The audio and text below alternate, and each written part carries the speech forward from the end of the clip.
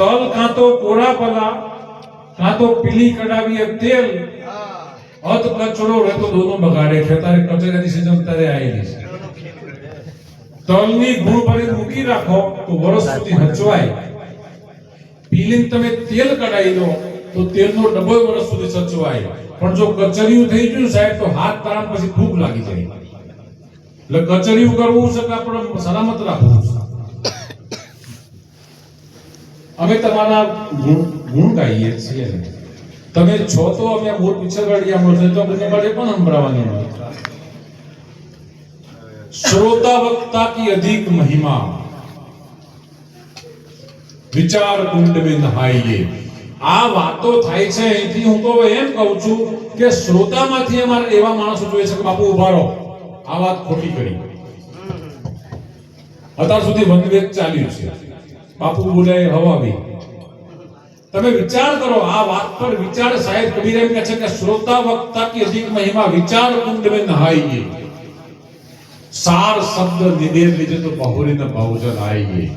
આમાંથી સાર તો કાઢો કે આ મહારાજો બધા કે કરે છે આમાં શું છે? તો એ સંતને સદગુરુ કબીર સાહેબે ઇલકાબ આપ્યો છે. એ સંતના પધરામણી જેના ઘેર થાય એનું ભાગ્ય ખુલેલું હોય તો સાધુ સંતની પધરામણી થાય. સદગુરુ કબીર સાહેબ ભેખની અંદર છે. સાહેબ ભેખની અંદર. હવે કબીર સાહેબને મળવું હોય તો કાશીમાં જાઓ તોય ના મેળ પડે, ક્યાંય સાહેબ ના મળે. સાહેબ કબીર જોવા હોય તો આ ભેખની અંદર આપણને જોવા મળે. રામદેવજી મહારાજ જોવા હોય તો રણુજામ જાવ તો રામદેવજી મહારાજ મળે એમ માનો છો? ગાદી કરતા જે રામદેવજીનો ભેખ લઈને આવ્યા હોય, રામદેવજીનો સમાચાર લઈને આવ્યા હોય ને એ વિરુદ્ધ લઈને આવ્યા હોય એનામાં રામદેવજી મળે. સાહેબ રામદેવજીની વાતમાં રામદેવજી મળે. સાહેબ કબીરની વાતમાં સાહેબ મળે. કહે કબીર હમ શબ્દ સ્વરૂપી. સાહેબ તો સાહેબ વાત મૂકીને ગયા, શબ્દની અંદર સ્વરૂપ મૂકીને ગયા છે. એ શબ્દ સમજણમાં આવો ત્યારે મેળ પડે છે. એટલે સંતનું શું કામ છે? એક નગરની અંદર રાજાને પ્રવીણભાઈ એવું અભિમાન પૈસાનું, રજોગુણ અને તમોગુણ. રજોગુણી માયા ભેગી થાય પછી એમાંથી તમસ પેદા થાય, તમોગુણ આવે. ઓહો, મારા જેવું રૂપ, મારા જેવો ગુણ, મારા જેવી સંપત્તિ, મારા જેવું પદ પ્રતિષ્ઠા કોઈ નથી. રાજાને એમ થયું કે મારા નગરમાં કોઈનું મકાન કાચું ન હોવું જોઈએ. બધાના પાકા મકાન, પાકા રસ્તા, એક જ પ્રકારનું. સાહેબ 6-8 મહિના બધું ડિમોલિશન કરી નાખ્યું અને બધાના એક સરખું કરી દીધું. નજીકમાં એક આવા મહાત્મા જેવો ફકીર, ફિકર सबको खा गई, फिकर सबका पीर, फिकर की फाकी करे उसका नाम फकीर. हद में चले सो मानवी, बेहद चले सो पीर, પણ હદ બેહદ દોરું તો છે उसका नाम फकीर. એવો મસ્ત ફકીર નજીકમાં રહે, ખબર પડી કે રાજાનો અભિમાન આવ્યું છે. સાહેબ જનાવર નીકળ્યું હોય ને તો આપણે જરા 20 જણા ભેગા થાય તો બધા છેટી ભાગે મદારી ફકડું આવું આવ્યું હોય તો પકડીને જતું રહે. એમ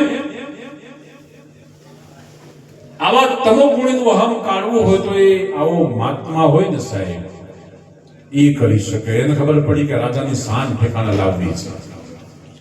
સાહેબ ગામના જોપે પ્રવીણભાઈ ઘાસ ફૂસ લાવી અને છાપરું ખેંચી બધું ત્યાં આગળ, અને એની અંદર હાવ તૂટેલી ફાટેલી ગોદડીમાં ફકીર અંદર પડ્યો છે.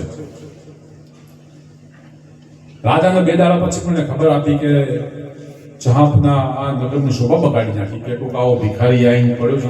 અને ગામના જોપે નગરના એન્ટ્રન્સમાં જ આ ડખો કર્યો આણે કે હાવ ઘાસ ફૂસનું છાપરું રહી દીધું છે આણે કે. શું થાય? રાજા 7ના ટાઈમે ઘોડે સવારી કરી અને એ ઝૂંપડીની બહાર આવી. દરવાજો તો હતો જ નહીં. બહાર આવીને જોયું તો અંદર એક મસ્ત ફકીર પડ્યો હતો. આને હાકલ કરી, હે કોણ હે અંદર? પેલા સાહેબ આમ પગ ઉપર કીડી ચડી હોય ને એમ સામાન્ય આમ કરીને ધીમે ધીમે નજર જોઈ, ક્યાં હે? રાજાએ એના અંગૂઠી, હીરા જડિત અંગૂઠી વીંટી પર પહેરેલી હતી આપણે આંગળી પર, એ કાઢી અને અંદર ઘા કર્યો. બાપુ વીંટીનો છાપરામાં ઘા કર્યો. ए भिखारी ये बीटी कल बेच के अच्छा मकान बनवा ले। એટલે પેલા આમ કરીને મહાત્માએ બીટી જોઈ, હીરો આમ તેમ જોયો અને એ ફકીર પાછા રાજાને શું શબ્દો કીધા, શબ્દો તને યાદ રાખજો। આમ જોઈને બીટીનો ગા બાબુભાઈ આમ પાછો કર્યો અને કહે લે ભિખારી દૂસરે ભિખારી કો દે દેના। રાજાના નગરમાં ભિખારી કહે છે સાહેબ, એટલા માટે કહે છે સાહેબ सबका बाप है बेटा किसी का नहीं, बेटा हो के अवतरे वो साहेब नहीं। साधु भूखा भाव का धन का भूखा नहीं, धन का भूखा जो फिरे साधु का हावे नहीं। आने कोई नहीं पड़ी नहीं होती साहेब। राजा के मारो गट्टो मारा नगर में आईने मने एम कहे छे के भिखारी ले भिखारी दूसरे भिखारी को दे देना। राजा घोड़ा पर नीचे उतरવાનું પણ વાતમાં વજૂદ હતું ને શબ્દમાં એક પડકાર હતો। રાજા કે માનું ના માનું પણ આ મદારી છે। उतरो नीचे घोड़ा पर थी कि आप मुझे भिखारी को, हाँ तू भिखारी है, एक बार में 100 बार तो भिखारी है। ये तेरा सोना और तेरा हीरा मेरे यहाँ पकता है, मेरे यहाँ तेरे सोने और हीरे की खान है। आना प्रवीण पे लालच लगाड़ी कि तुम्हारा ये होना नहीं हीरा की खान है, कितना चाहिए? अरे मुझे बहुत चाहिए, चल आजा। राजा ने चित्तमा चटपटी लागा बिना केम રીજે કીર્તાર યડમાંથી જો ભમરી થાય તો માણસને કેટલી વાર ચોટ લગાડી। राजा के શું કરવું પડે? तो कल सुबह में 4 बजे ब्रह्म मुहूर्त में नहा धोकर मेरी कुटिया पर आ जाना, जितना चाहिए इतना सोना हीरा तुझे मिल जाएगा। राजा तो रात्रे ઊંઘ ના આવી સાહેબ, સવારમાં 4 ક્યારે વાગે? 4 વાગે રાજા ફટાફટ ત્યાંથી નઈ ધોઈને આવી ગયા। આનંદ તો કોઈ મલમલના આસન બાસન તો સુટલો તું તો નહીં આઈને કે ક્યાં છે બધું સોનું હીરા ક્યાં છે? અરે बैठ बेटा, कोने में बैठ जा, एक जो कंतान है ना, कंतान बिछाकर बैठ जा।